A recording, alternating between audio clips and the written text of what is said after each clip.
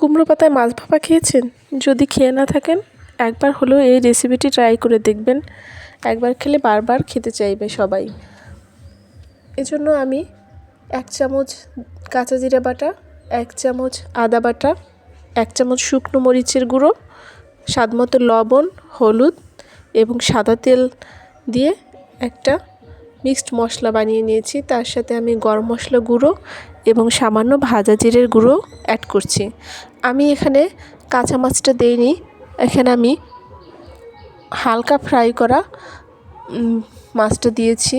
আমার কাঁচা মাছের গন্ধটা তেমন ভালো লাগে না, সেজন্য আমি হালকা ফ্রাই করে দিয়েছি। এজন্য আমি নিয়েছি কুমড়ো পাতা। কুমড়ো পাতাটাকে আমি গরম জলে ভিজিয়ে রেখেছিলাম আধা ঘন্টার মতো, মাঝারি সাইজের গরম জলে।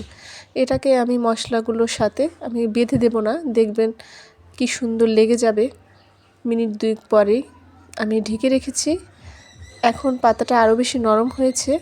এখন দেখবেন হাত দিয়ে চেপে এটাকে আমি করতে পারবো, আটকে দিতে পারবো। আর চুলা আঁচটা এরকম থাকবে।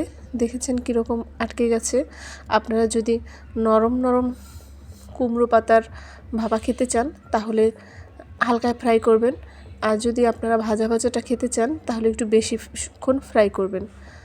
যার যেমন খুশি সে সেরকম খেতে পারবেন খুব কম সময়ে এবং হেলদি ইউনিক একটা রেসিপি এটা।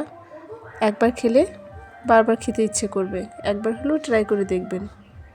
এভাবে আমি খুব লো আছে, দেখতেই পেয়েছেন কীরকম আছে। আমার রেসিপিটা হয়ে গেছে, এবার আমি নামিয়ে নিয়েছি। এই পাতাগুলো আলাদা করে এটাকে মেখে নিয়ে এই মাছের সাথে খেতে হয়।